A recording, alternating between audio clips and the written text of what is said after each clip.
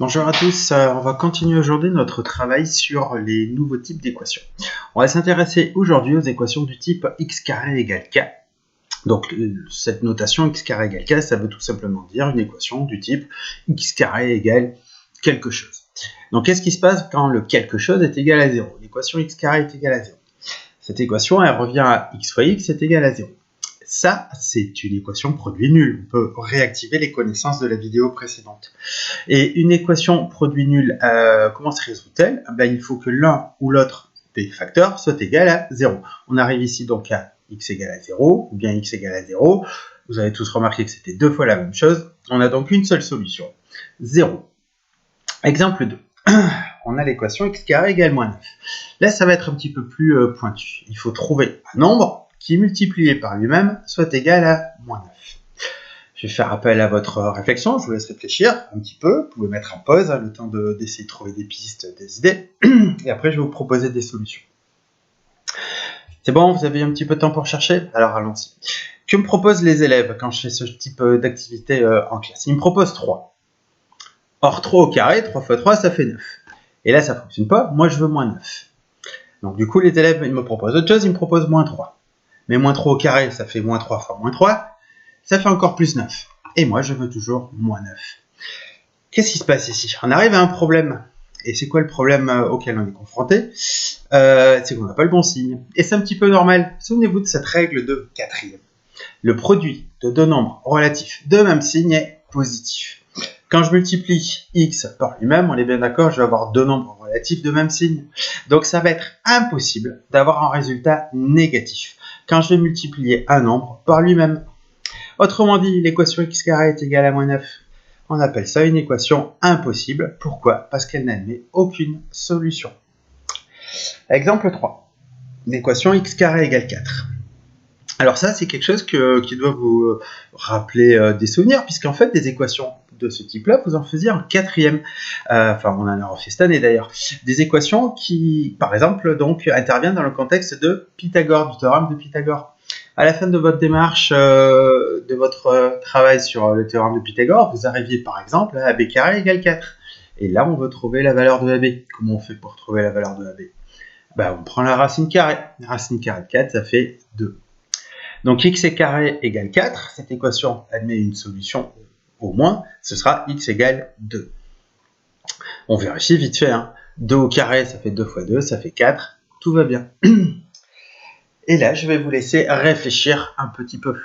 Est-ce que vous êtes sûr que c'est la seule solution? Est-ce qu'il n'y aurait pas une autre valeur de x, un autre nombre, qui, mis au carré, nous donne 4? Vous pouvez mettre en pause, vous pouvez prendre le temps de réfléchir, et on en discute après. Ici, il y en a un autre nombre. C'est quoi ce nombre? C'est moins 2. Oui, moins 2 au carré, c'est moins 2 fois moins 2, c'est-à-dire 4. Autrement dit, ici, dans l'équation x carré égale 4, je n'ai pas une solution, j'ai au minimum deux solutions. X égale 2, x est égal à moins 2. Souvent, dans cette situation, quand je pose cet exercice-là à mes élèves, souvent, les élèves se contentent de me proposer une solution. Et là, ça me pose un souci, parce qu'en fait, si vous me proposez une solution, alors qu'il y en a moins 2, ça veut dire que vous résolvez l'équation à moitié. Or, faire les choses à moitié, est-ce que c'est les réussir? Je sais pas moi, si un footballeur marque un but à moitié, est-ce qu'il a marqué son but? Est-ce qu'il a réussi son but? Je pense que non. Donc, si vous me proposez la moitié de la résolution de l'équation, on peut considérer que votre équation n'est pas résolue. Donc, il faut trouver toutes les solutions. Je reviens un petit peu donc sur cette situation. L'équation x carré égale 4 amène deux solutions, au moins 2 et moins 2. Donc du coup, l'équation AB carré égale 4, elle doit aussi amener deux solutions. Soit AB égale 2, ou bien AB est égal à moins 2. Et cette éventualité AB égale à moins 2, quand vous étudiez Pythagore en quatrième, on ne vous en parle pas. Et pourquoi on ne vous parle pas de cette possibilité? Parce que théoriquement, c'est ça qu'on devrait avoir. Soit AB est égal à 2, soit AB est égal à moins 2. Pourquoi on ne vous en parle pas? Parce que AB, c'est une distance, une longueur si vous préférez. Et une longueur, c'est forcément quelque chose de négatif, de positif, pardon. On ne peut pas avoir de longueur négative. Est-ce que vous avez déjà essayé de construire un triangle qui a pour côté moins 3 cm? Non, c'est absolument impossible. Une longueur, c'est forcément quelque chose de positif. Donc du coup, le cas où la distance, la longueur est négative, on l'exclut, on n'en parle pas. On termine donc cette équation x carré égale 4, elle admet donc au moins deux solutions, 2 et moins 2. Et là maintenant la question qu'on va se poser c'est, est-ce que par hasard il y en aurait d'autres? Parce qu'après tout, ces solutions 2 et moins 2, on les a trouvées de manière un petit peu intuitive. On a fait dans notre tête des essais et on a trouvé ces deux nombres-là. Est-ce qu'il y en a d'autres solutions? Eh bien on va partir sur une démarche un petit peu plus complète pour savoir s'il y a d'autres solutions. Partons de cette équation, x carré égale 4. Déjà la première chose que je vais faire c'est transposer le 4. Je vais donc arriver à l'équation x carré moins 4 est égal à 0. Et là maintenant, je vais réactiver mes connaissances sur les équations produits nuls. Et pour ça, je vais d'abord commencer par transformer cette équation en équation produit nul. Pour ça, il me faut factoriser le premier membre pour avoir un produit. J'ai pas de facteur commun dans le premier membre, on est d'accord? Donc il va falloir qu'on aille chercher un autre outil. On va chercher l'outil des identités remarquables. X carré moins 4. Ça ressemble à a carré moins b carré, qui est égal, je vous le rappelle, à a moins b facteur de a plus b. A carré, ce serait quoi? A carré, ce serait x carré. C'est-à-dire que, par exemple, petit a peut être égal à x. B carré, ce serait 4. Donc, par exemple, petit b peut valoir 2. Et donc, dans ces conditions, x carré moins 4, ce serait x moins 2 facteur d'x plus 2. L'équation x carré moins 4 est égale à 0. Elle revient donc à x moins 2 facteur d'x plus 2 est égal à 0. Autrement dit, et là c'est une belle équation produit, hein, on est d'accord. Le premier facteur c'est x moins 2, le deuxième c'est x plus 2. Et ça équivaut à quoi? Ça équivaut à soit le premier facteur est égal à 0, soit le deuxième facteur est égal à 0. On va résoudre la première équation vite fait, on arrive à x égale 2. On résout la deuxième équation vite fait, on arrive à moins 2. Est-ce que notre démarche ici nous conduit à une autre solution? Non. Notre démarche nous amène seulement à ces deux solutions-là. Il n'y a pas d'autre solution à l'équation x carré égale 4. On peut conclure. Cette équation admet deux solutions, 2, moins 2 et aucune autre. Une petite remarque au passage, le nombre 2 qu'on a trouvé, c'est la racine carrée de 4. Vous vous souvenez, hein, le 4 qu'il y a ici. Et le moins 2 qu'on a trouvé, c'est l'opposé de la racine carrée de 4. Donc c'est moins racine carrée de 4.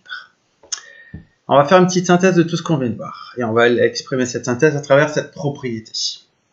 Si k est plus petit que 0, l'équation x carré égale k ne possède pas de solution.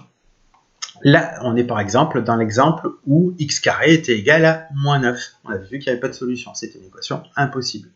Si k est égal à 0, l'équation x carré égale k possède une seule solution qui est 0.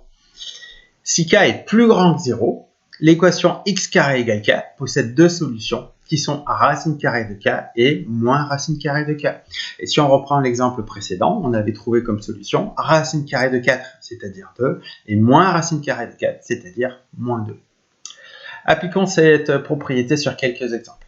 Voyons l'équation x carré égale 49. Là, on est dans la situation où l'équivalent du nombre k de la propriété, c'est 49, c'est-à-dire que ce nombre est plus grand que 0. On est donc dans le contexte de cette propriété-là.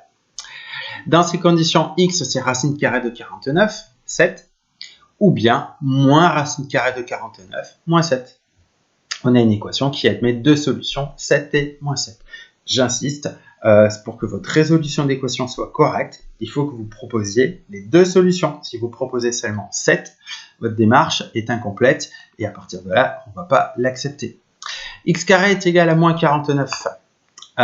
Ici, on se trouve avec un nombre, moins 49, qui est plus petit que 0. Donc, on est dans le contexte de la première partie de la propriété. Cette équation n'admet aucune solution. On parlera d'équation impossible. X carré est égal à 0. Là, on est dans le deuxième cas. Là, il y a une seule solution à cette équation, c'est 0. Et enfin, dernier exemple, x carré est égal à 8. On est dans la situation où 8 c'est un nombre positif. On applique donc la troisième partie de la propriété. X vaut donc racine carrée de 8.